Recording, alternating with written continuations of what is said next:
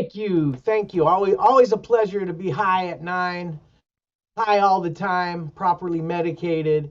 And today I've got a nice story. I believe that Gavin Newsom follows us and the California Assembly follows us because starting January 1, 2024, Assembly Bill 2773, which we have dubbed the Why Did You Pull Me Over law, imposes a new restriction on peace officers making a traffic stop or pedestrian stop before engaging in questioning related to a criminal or traffic violation. The officer must state the reason for the stop. The officer must also document the reason for the stop on any citation or police report resulting from the stop. Now, these requirements, this is the big one because this is where the cops are going to do their little song and dance to get around it. These requirements do not apply where the officer reasonably believes that withholding the reason for the stop is necessary to protect life or property from imminent threat, such as in a case of terrorism or kidnapping. Now, those two, terrorism or kidnapping, that's pretty specific. We can see cops down the road thinking of other ways. Well, I'm going to say this happened, so I don't have to say this. It also revises the annual report that law enforcement agencies must make to the Attorney General regarding stops conducted.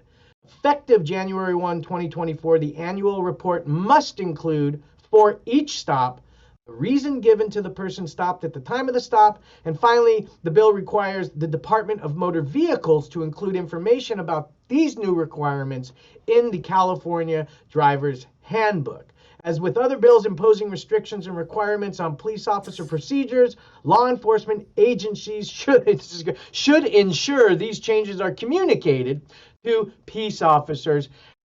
And, that last part, make sure the cops know this. The cops don't even know that smell isn't probable cause in California anymore. And actually, people get mad at me for I keep saying it. Well, I want the cops to know, so they leave you alone about it. They go in and we get those cases dismissed left and right. I salivate when I see that in the police report, and that's where a bill like this, as we're all thinking, well, a cop's just going to say this and is going to say that, got to be articulated in that police report and jive with the body cam or your camera. Everyone's being filmed these days.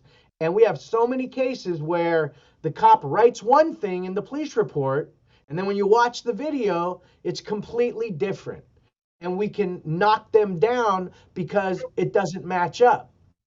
This requirement, this should be a nationwide requirement. And a lot of people think it already is. But the fact of the matter is, it's not. It might be policy for a lot of departments across the nation.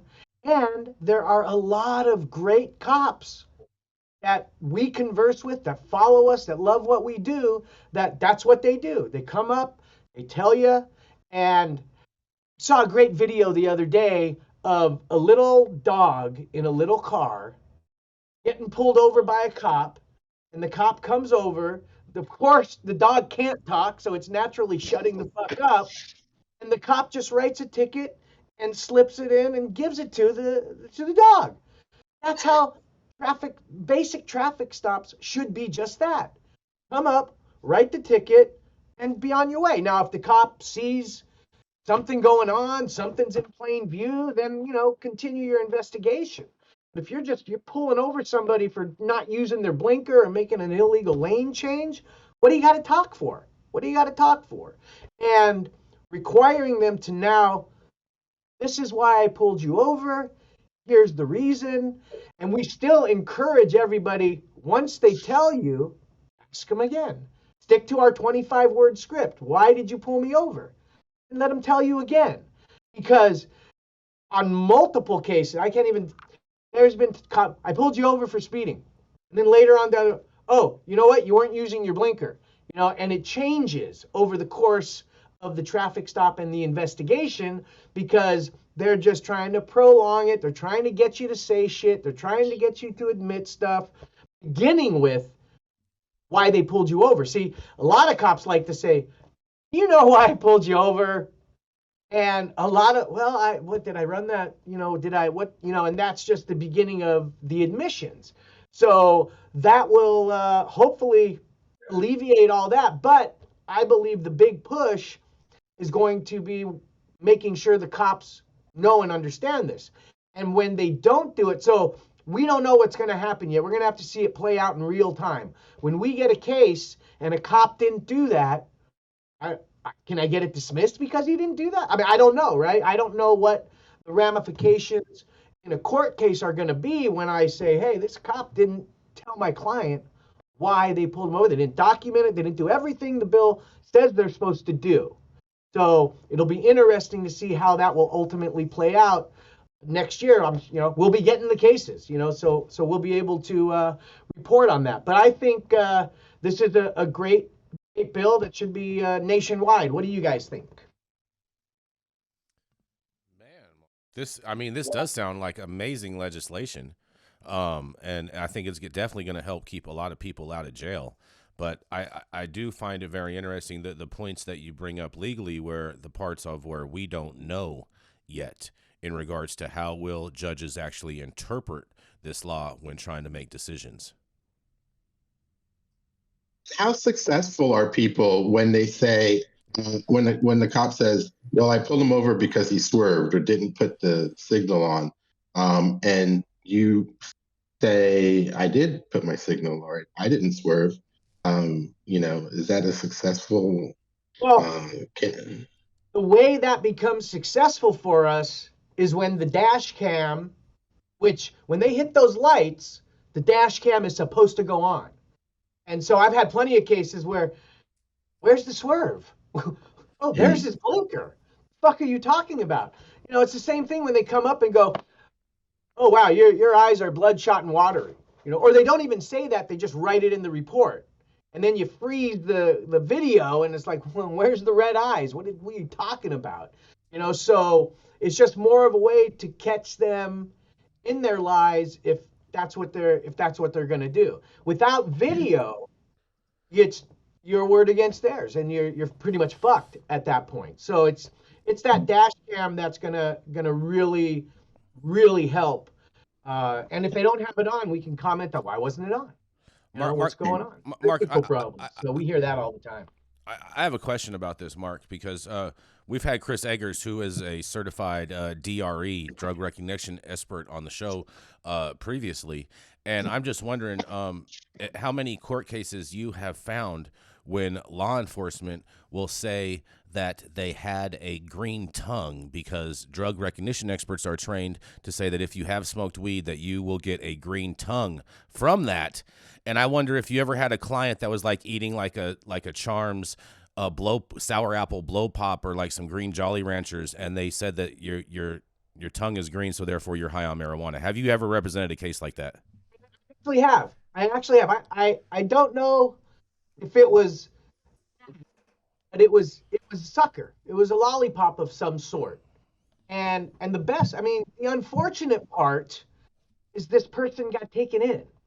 you know, and they did shut the fuck up, and they didn't do the field sobriety test, but you have a green tongue, taking you in, dumbass. And so that case, I mean, it was dismissed before it even got started, something like that, because they did a blood test and it was nothing.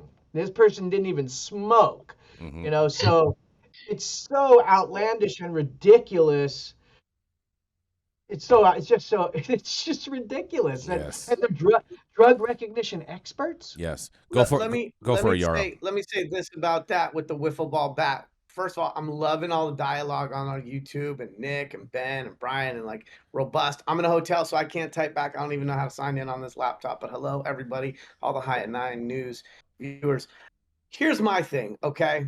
The most one of the there's some very powerful there's some very powerful unions. I'm pro union. I believe that unions support workers' rights. There are some powerful unions that I believe are an impediment to progress. It is not a coincidence that the majority of law enforcement unions across the country have resisted body cams for a very long time. And so I think the key the key thing about law is that it's equally applied, and that the greater level of government transparency across all functions and departments, the better, right? So my challenge is Newsom.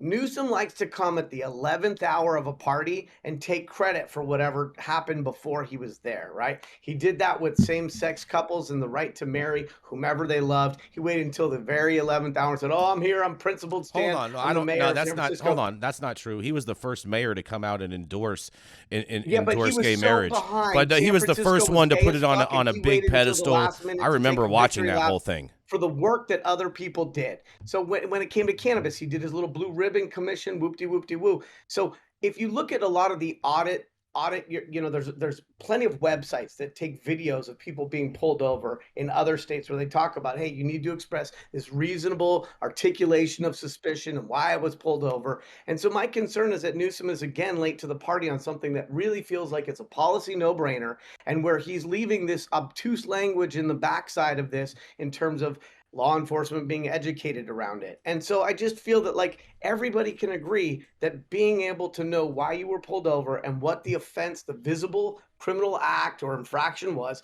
is just good public policy. And I think that Newsom is again coming in with a watered down last minute version of something that should have been done a long time ago.